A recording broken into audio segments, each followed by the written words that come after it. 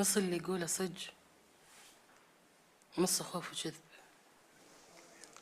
طيب مين هي البنت اللي كان عم يحكي عنها؟ اخت العروس. مش معقول تعملها. إذا هي حرقت الخيمة لازم يعدموها. موسى بيعرف كل شيء. شو بدك بوسى؟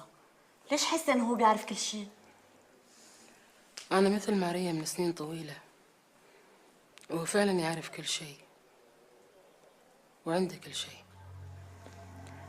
بس اللي صار مقدر ومكتوب. وينه موسى؟ نايم.